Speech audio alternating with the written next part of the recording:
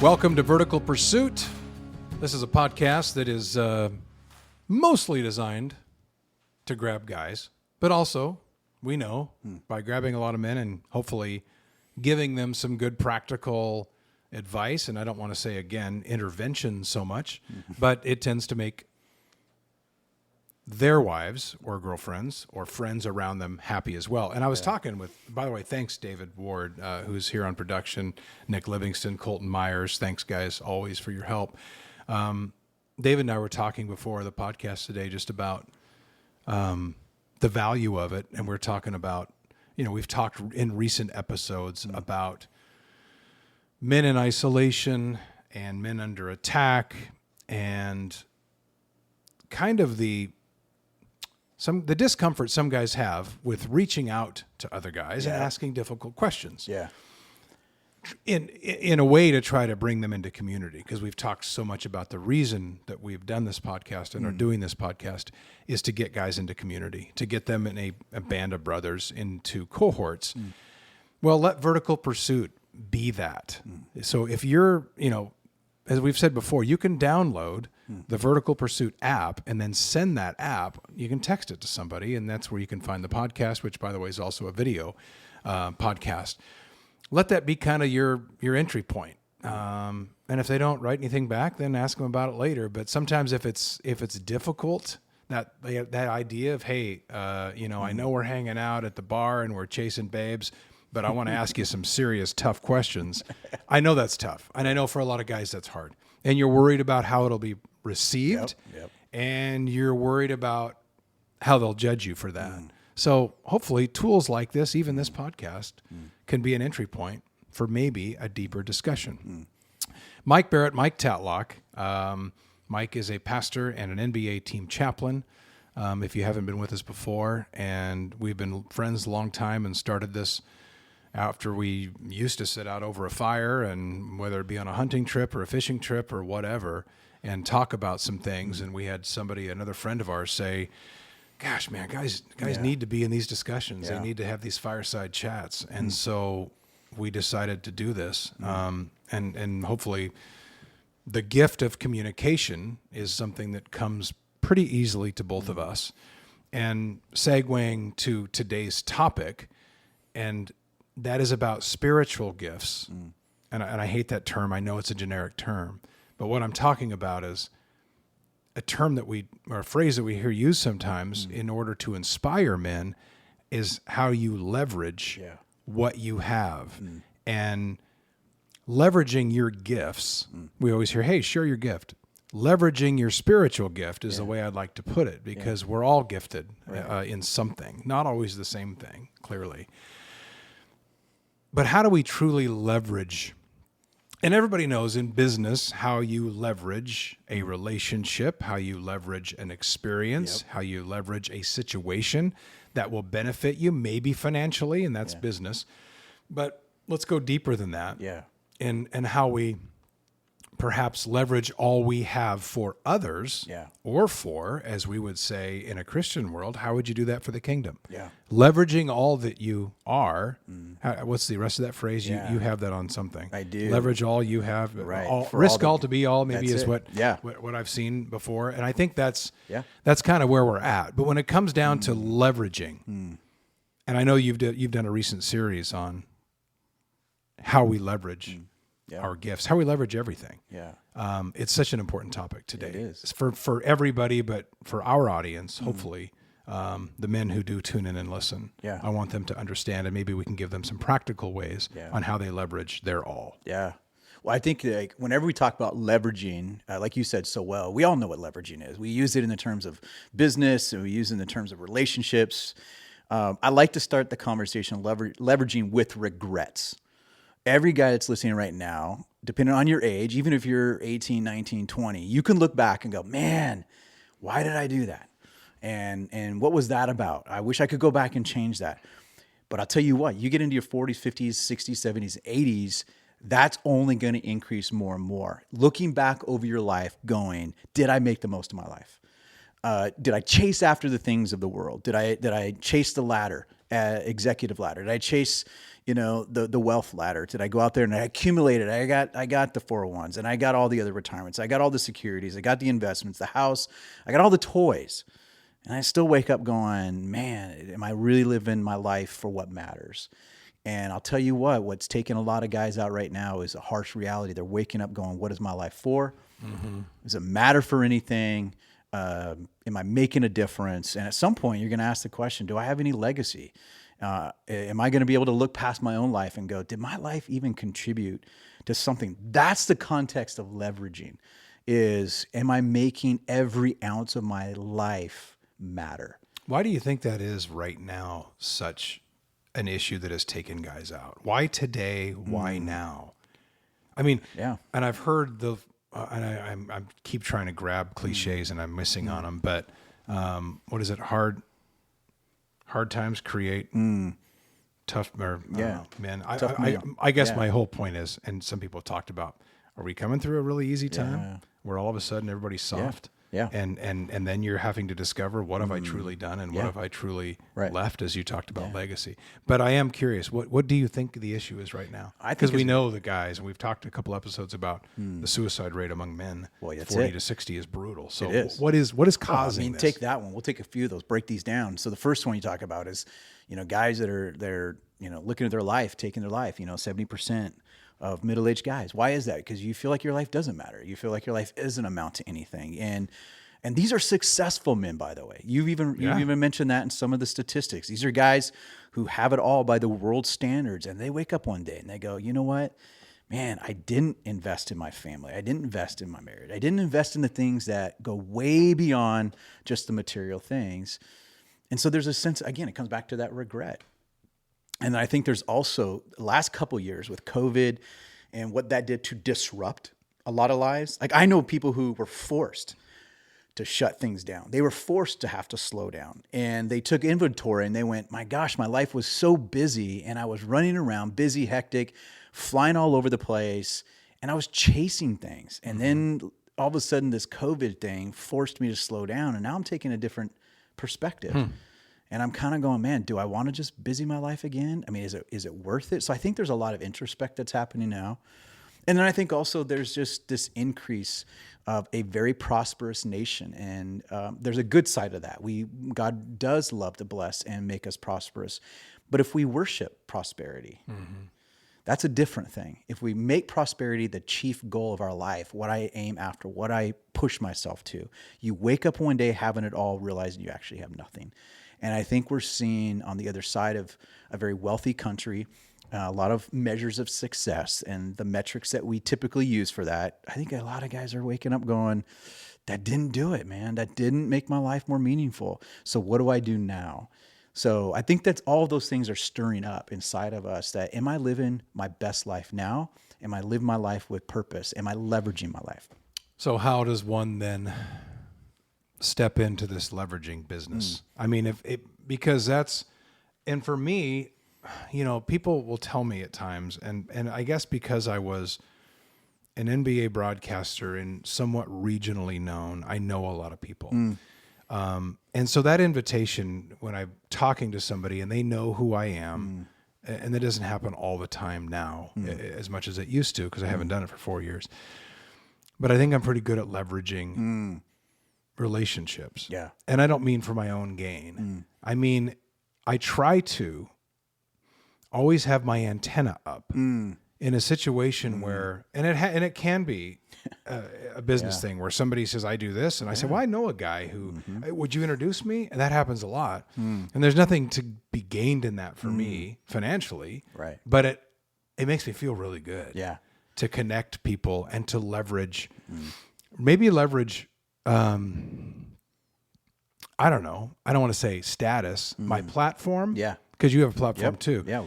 Leverage your platform, and it takes the focus off of our own silliness, because we all have that when you do that. And I find that part of leveraging is really healthy. Yeah. And it's soothing for me, because I feel great when I see somebody who has It can be anything. It can be an issue.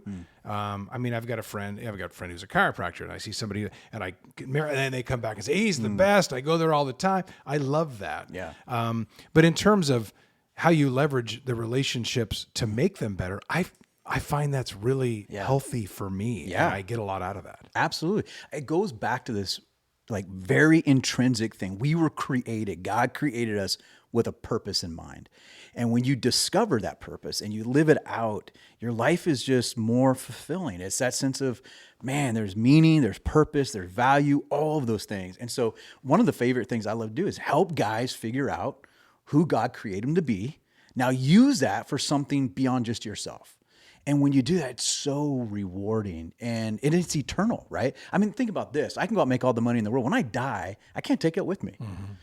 But I can impact people, and that can last for eternity. And so I want to spend my life today on what matters. And so helping guys figure out, there's a verse in the Bible that I'm going to relate this to you because you love to create things. You're very creative. You are a craftsman.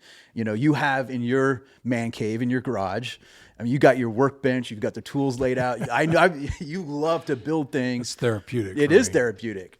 And I think like that's a good example because God wired us all in that unique way, even though a lot of guys are like, well, that's not me. And I mean, think of the things that you've built. I mean, I have on the receiving end gifts that you have made, which is awesome because you've put your time, your heart, and energy into that. You've used your skill sets working with your hands. You've crafted the intentionality, the time, and there's a product. There's a something that comes from that. That's like, wow, that is amazing.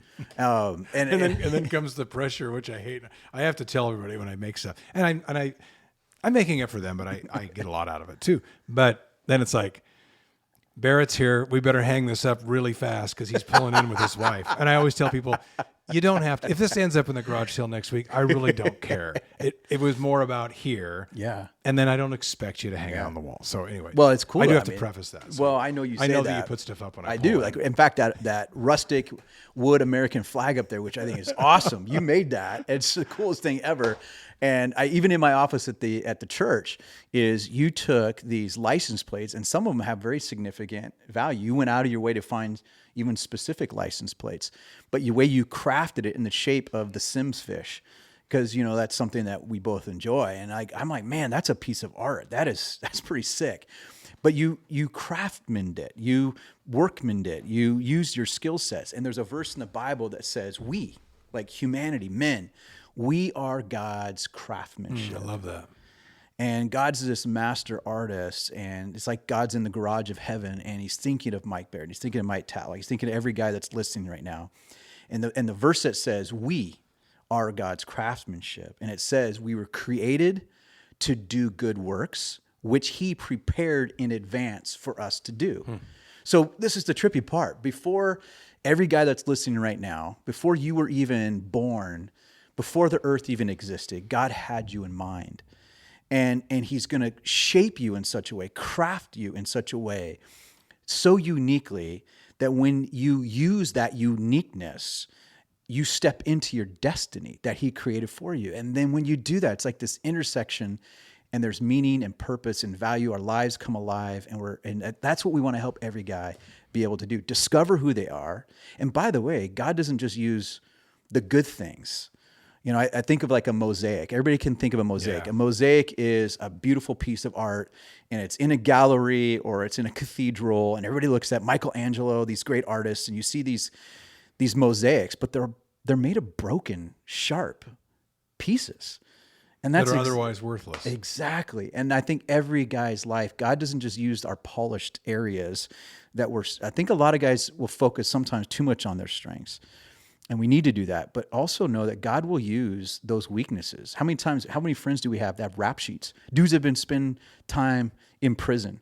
I know guys have committed murder. I know guys that have done all kinds of the worst things, and God's like, I'm going to use that. I'm going to use that as part of me shaping and crafting you, and let me leverage that in your life to make a difference. And all of a sudden, it takes that thing that was shameful and now actually becomes a prize. You're like, wow, God's going to use that in my life. Yeah, he uses everything. He doesn't waste anything about us. So there's a question buried in there. If we want to get practical, and I've kind of relayed this before to people, and I have people ask me, okay, I agree. That's very good. How do people discover what those skills are, what those spiritual gifts are, what they need to leverage for the people going, I work 12 hours a day. Yeah. I don't do that. I don't have a workbench. I don't have any major hobbies because I don't have time. I got 4 kids and they're all around the same age and I'm taking them to practice every night. I don't even have 5 minutes for myself. How do you discover, how does a guy today discover what those spiritual gifts are and what God wants him to leverage? Yeah. Well, I would say everybody has something to leverage. Everybody does, whether you think you do or not, and especially the things you think God would never use. He might especially want to use that, right? And so I always use the acronym of what's in your hands, and I've used this before, HANDS. That just helps people remember things. H stands for what's on your heart. What's your passion? What are you excited about? What do you feel a burden for? Is there something that you're like, man, I need to make a change in that? Start asking that question. What makes your heart come alive? Do you like to coach? Do you like to mentor? Do you like to help people by showing up and building a deck for them, or helping them move, or a single mom that needs her oil change? I mean, if you have a heart for something, what do you bleed for? Start with that. That's the letter H. A stands for your assets. We all have them. What time do you have? Even if it's a little bit of time. Do you have physical gifts and abilities? Are you good with accounting? Are you good with numbers? Are you good with, building things? Are you good just relationally networking? Those are assets that you have. I also think of the letter N stands for your network. How can you leverage we're all influencers. We all know one or two or even more than that people. What can we do to leverage our influence, relationships? D stands for difficulties. Those challenges you're going through, the things you've learned, all those mistakes you've made. Man, think about how many times you can come alongside somebody else that is in the middle of making those mistakes, and you can help them get through it. You can help them learn from it because of what you had to learn through that. And then I think letter S just stands for your story. Tell your story. Everybody's got a story. And when you tell your story, it gives encouragement to other people. So we all have something in our hands, and start with what your heart beats for, jump into that, and you'll discover it along the way. And maybe ask others to tell you their story. Yeah. Because how often do you really, and I don't do a good job of this. I'd like to think I do. Yeah. But I love, and it was kind of, I always thought it was a greeting, but my first partner on TV was Steve Snapper Jones, who was doing NBC games with Bob Costas and Bill Walton back in the day. And everybody remembers Snapper and Walton going at it on the national broadcast. But Steve always said, when you would walk in, what's your story? That's what he'd always say. And I think for him, it was more of just a greeting, but I always loved that. And I didn't really think about that. And Steve has since passed. And I was going to tell him one time, that's such a cool greeting. And it was more of a, what's up? Yeah. But I always looked at it as, man, you could take that. And oftentimes we ask somebody how they're doing, but do we really want to know? Because sometimes people will answer. Yeah. And you're like, well, now I'm stuck in a 10-minute conversation with stuff I really didn't want to know. Right. But I think about that stuff in terms of, and this goes to not only leveraging, but building community too. But something else I want you to talk about, and I know it's going to take a second, but I love the comparison. I know we're throwing out kind of like parables, but I like with this whole idea and this theme of leveraging, and it was something that I could easily wrap my head around, which I'm not that smart. So for me to be able to wrap my head around says something. But you talked about being a thermostat rather than a thermometer. Yeah. Which is kind of sounds, Tony Robbins-ish, but I love Probably where I got it. No, I know, but I love the way that you explained it. So take a second and tell me what your meaning was behind that and how you did explain that, because I loved that. Well, yeah, we're all familiar with both the instruments of a thermostat and a thermometer. What does a thermometer do? Everybody knows when you check the thermometer, you grab your iPhone even has the temperature on their way. What's the weather out? What's the temperature out? A thermometer, all it does is it tells you, it reflects back what the temperature of the room is. And that's all it does. That's its only job. It just tells you it reflects back the temperature. But what a thermostat does, a thermostat changes the temperature. And so am I the type of person that we live in a world right now where there's a value system, and the value system of the world says it's all about you. You go make money, you go leverage everything for yourself is basically what that is, right? So is my life, am I just a reflection of that temperature? It's a very cold world if everybody just lives for themselves. Or am I a thermostat? Do I leverage what I have to change the temperature in somebody else's life? Or someone is just struggling and I can give them hope. And I think that's where we become dangerous to what the enemy, we talk about spiritual warfare. Satan, the enemy, devil, he wants people hopeless. He wants people out there feeling alone and neglected and discouraged. When I leverage my life, not only does it make me come alive, but I get to change somebody else's life. And when we do, I'll give you an example real quick on this. You love your Traeger. You're amazing with your Traeger. Like I texted you the other day. I'm like, I'm doing ribs. Tell me what to do. You know? Nick's better than I am. But That is true. Nick, we're going to do a podcast. yeah, we're going to do with some Nick. grilling. We got to do that. We got to do a whole This grill man one. stuff. But what I love is like when we talk about Traegers and smoking meat, and I texted you about that because one of the things that's been huge that you've leveraged even that. Like think about this. So my wife has a chronic illness, and there's been a lot of days when she can't even get out of bed. And that's hard, man. It's hard. That's a hard thing for me as a husband, as a dad, and trying to stay hopeful, trying to stay upbeat for 20-some years. You want to fix that. Yeah, I want to fix that. And there's a lot, you can't. You feel powerless, right? And I can't tell you the times when you'll text me and you'll say, hey, I was just smoking some stuff on the Traeger. Can I bring some over for you guys? And I know sometimes it was leftover, but I know a lot of times you made it just for us. And you leveraged your Traeger, which shout out to Traeger again, right? We always want to do that. The Grill Brought to Center. you by. Exactly. But you leveraged that ability. Come by and you bring some food. And it made my wife come alive. One, she felt, wow, somebody sees what I'm going through. There's hope in that. There's encouragement in that. Two, we're all just downing it, and so that there's actually meeting a real need. But man, you leverage that. And I think like we all have something to leverage. And when we do, man, we change somebody else's life. Mm-hmm. So that's what I think. Like you can use anything. Just take that inventory, but start living for somebody else. And man, it makes a huge difference. Well, and I think the last thing too, as we're wrapping up, I think that this is a harder one, but I think episode 2, we had Jeff Walsh on, who served time in federal prison. He's now leveraging his difficulties. Yeah, that's right. He's leveraging things he went through. And then I started thinking, I've tried to do that a little bit. I mean, I was a NBA broadcaster, fired after the 16 season, and then I knew immediately I could leverage that experience by not doing what people expected me to do, and that was not to get pissed and not to whine about it. Yeah. And then we had, Jordan Kent, who came 2 after me. He was fired too, by the way. Jordan was speaking the other night, and he was leveraging that difficulty for him. Exactly. So even though that's more difficult, that does weave into how we leverage for others, how we leverage and to honor the Lord through what we leverage. That's it. Is vital. Absolutely. And I would say leverage for your home, leverage for your wife and your kids. Change the temperature of your home.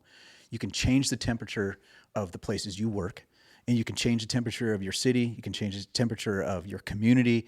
When we start leveraging what we have, we can make a big difference.